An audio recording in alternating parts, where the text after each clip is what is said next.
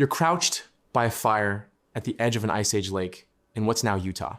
It's roughly 12,300 years ago. Woolly mammoths might still be out there somewhere. You've just eaten duck. And sitting in your hearth, mixed in with the ash and the bones, are a handful of small, charred seeds that shouldn't be there at all. Those seeds belong to a wild tobacco plant. And right now, they're the oldest solid evidence we have of humans interacting with tobacco anywhere on Earth. Here's the problem. We don't actually know if that person was smoking it. So today, we're not asking the question everyone assumes has a clean answer. When did ancient humans start smoking? We're asking the question archaeologists have spent decades actually chasing evidence to answer, how did humans discover smoking in the first place? Who, somewhere in deep prehistory, looked at a burning plant and decided to breathe it in on purpose? I'm going to walk you through the evidence in the order it was actually found. I'm talking about an Ice Age campsite that rewrote the timeline by 9,000 years. I'm talking about a stone tube in Alabama that finally gave archaeologists a yes they could prove with chemistry. And I'm talking about a funeral 3,000 meters up in the mountains of Central Asia, where a completely different plant was doing the exact same job. None of these stories connect the way you'd expect, and that's kind of the whole point. Modern smoking feels like a fully solved problem. We know exactly what's in a cigarette, exactly what it does to your lungs, exactly which committee to blame. 12,000 years ago, there was no packaging, no warning label, no vape shop on the corner. There was just fire, plants, and someone's willingness to find out what happens when you combine them. That's the story we're actually telling today. Let's go back to that hearth. The site is called Wishbone, and it sits in Utah's Great Salt Lake Desert. When archaeologists excavated it, they found duck bones, stone tools, and, tucked into the ash, 4 charred seeds from a wild tobacco species called Nicotiana. The hearth dates to roughly 12,300 calibrated years before present. That number matters more than it sounds like it should. Before this discovery, the earliest confirmed human tobacco use sat at around 3,500 years ago. Wishbone didn't nudge that timeline back a little. It obliterated it, pushing the date roughly 9,000 years earlier into a period when the Ice Age had barely finished packing its bags. But, and this is the part that turns a tidy discovery into a genuine mystery, tobacco seeds don't actually carry nicotine the way the leaves and stems do. So finding seeds in a fire doesn't automatically prove somebody smoked them. It's a little like finding apple seeds in someone's trash and trying to prove they baked a pie instead of just eating the apple raw. The seed alone can't tell you what happened to the rest of the plant. Researchers did rule out one obvious explanation though. The site's environmental samples turned up no other trace of tobacco growing naturally nearby, which makes the seeds blew in by accident a pretty weak theory. Tobacco doesn't grow in the kind of wetland setting this camp was in. It grows further away in upland habitat. Therefore, somebody carried it in on purpose. So what were they doing with it? Researchers proposed 2 real possibilities. Maybe people were smoking the leaves and flowering stems, and the seeds are just unwanted leftovers tossed in with the ash. Or maybe people were chewing or sucking tobacco quids, the ancient equivalent of dip, and spitting the used up plant matter into the fire, seeds and all. Either way, the hidden implication is huge. If humans were deliberately transporting and using tobacco 12,000 years ago, before agriculture, before pottery, before most of what we'd call civilization, this habit might be older than almost anything else we associate with human culture. We just can't prove from seeds alone that it involves smoke. So if Utah gives us the oldest use, but not the oldest proof of smoking, where does the proof actually come from? For that, we jump forward roughly 9,000 years to a stone tube buried in the American Southeast. This is where the story stops being circumstantial. At the Flint River site in Alabama, archaeologists recovered a stone smoking tube dating to somewhere between 1,685 and 1,530 BCE, roughly 3,500 years old. On its own, that's not remarkable. Ancient pipes exist all over the archaeological record. Looking like a smoking device doesn't prove what, if anything, was ever burned inside it.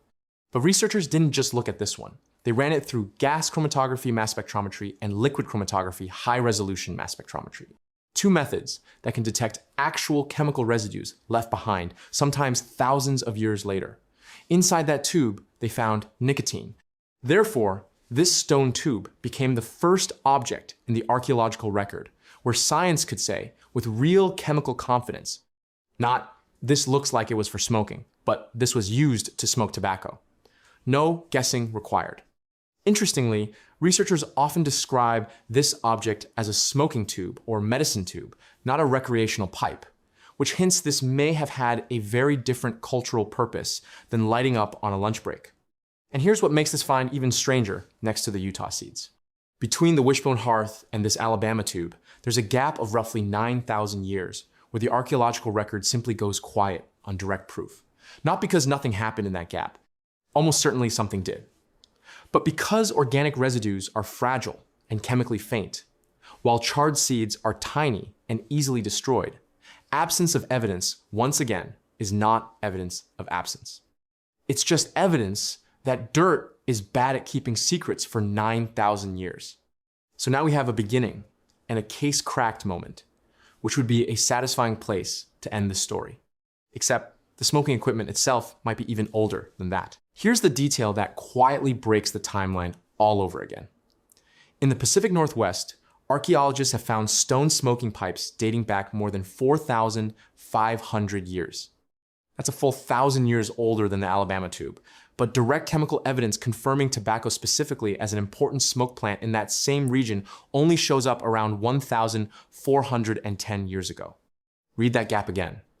The pipes are thousands of years older than the proof of what was smoked in them, which means humans may have developed smoking as a habit, complete with dedicated tools built specifically for it, before archaeologists can say with confidence which plant was actually involved. And the people were absolutely doing this. Evidence keeps stacking up in stranger forms. At Arizona's Red Bow Cliff dwelling, archaeologists found prehistoric cigarettes rolled from reed grass, some containing filler material similar to wild tobacco. A few were fully charred all the way through, which researchers say could represent smoking purely for personal enjoyment, not just ceremony. Somewhere in the ancient Southwest, someone rolled themselves a cigarette essentially for fun. Meanwhile, at Antelope Cave, also in Arizona, archaeologists found unburned yucca quids, chewed plant wads that still preserved traces of wild tobacco. So smoking wasn't the only route in. People were chewing and sucking tobacco too, leaving residue behind almost by accident. And if you want proof that's genuinely inside the people themselves, nicotine has been detected in ancient dental calculus, the hardened plaque on ancient teeth, and in the preserved hair of mummies from San Pedro de Atacama in Chile, where one study found nicotine in a startling 67% of the samples tested. That's not evidence of a pipe or a seed. That's evidence sitting inside actual human remains, absorbed into hair and teeth thousands of years after the person who smoked or chewed it died. Think about that for a second. Your hair and your teeth are quietly keeping a chemical diary of everything you put into your body, whether you want them to or not. Ancient people had no idea their own remains would eventually snitch on them to a mass spectrometer thousands of years later. There's no plausible deniability when your mummified hair is 67% nicotine. So by this point, the picture isn't one ancient inventor discovers tobacco. It's a species that appears to have independently built the tools, developed the techniques, and left the chemical residue of this habit across wildly different regions, using wildly different methods, long before anyone was writing anything down. But even that undersells how complicated ancient smoke actually was. Because a lot of the time, it wasn't just tobacco at all. Picture the ancient smoker the way pop culture usually shows them. One person, one pipe, one plant, tobacco. The actual residue evidence says that image is way too simple. A metabolomics study, meaning researchers compared broad chemical fingerprints instead of hunting for a single biomarker, examined a roughly 1,430-year-old pipe from central Washington. Inside, they found strong evidence, not just for wild tobacco, but for smooth sumac mixed in alongside it. A later regional analysis identified other plants in ancient pipe residue too, including dogwood and sage. Why mix plants at all? Researchers suspect smooth sumac may have been added for medicinal properties, or simply to improve the flavor of the smoke, which, if you've ever smelled straight tobacco leaf, checks out completely. And here's the number that really reframes everything. One major study on tobacco use warns that ancient pipes can't automatically be assumed to contain tobacco at all, because post-contact North America saw as many as 100 different plant species from 55 separate genera used specifically as smoke plants. 100 species, 55 genera. Tobacco was just one option on a very long ancestral menu. This wasn't necessarily the ancient version of a casual cigarette break either.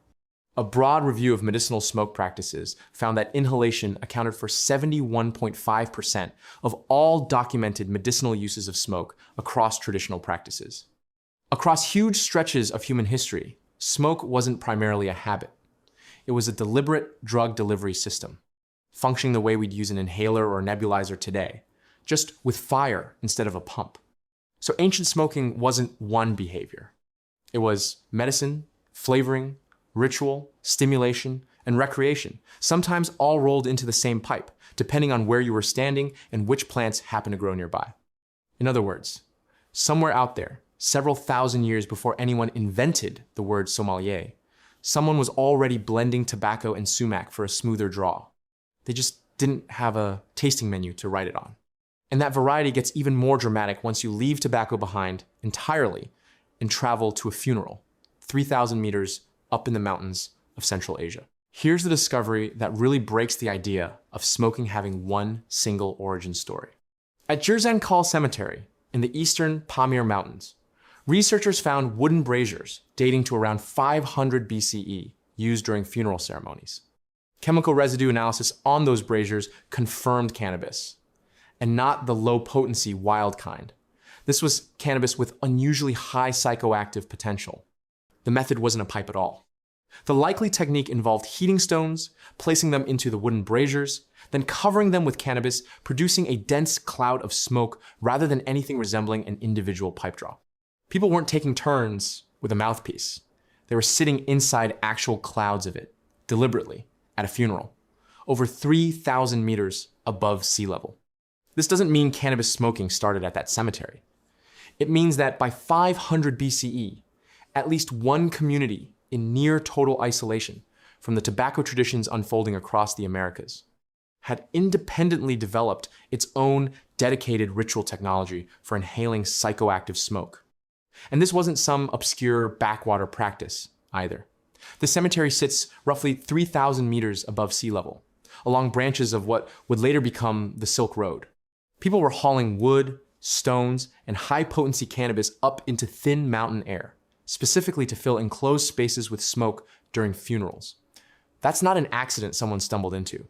That's infrastructure, built for a very specific purpose, by people who clearly already understood exactly what that smoke would do.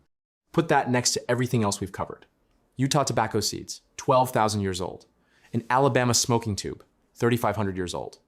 Pacific Northwest pipes, 4,500 years old. Reed grass cigarettes in Arizona, cannabis braziers in the Pamirs.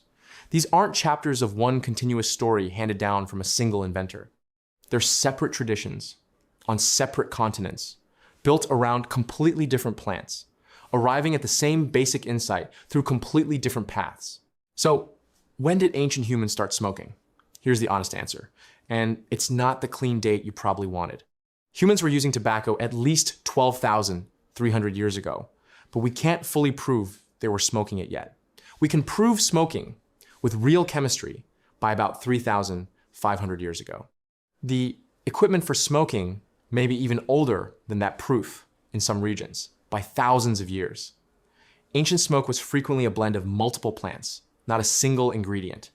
And somewhere entirely separate from all of that, in the high mountains of Central Asia, a completely different community built its own version of the exact same ritual, using cannabis instead of tobacco, at funerals instead of campfires. There's no single moment where one prehistoric genius invented smoking and everyone else copied it. What the evidence actually shows is a species that, again and again, in different centuries and different mountain ranges, looked at fire, looked at a plant, and had the same idea. Burn it, breathe it in, see what happens. That's not one discovery. That's a pattern.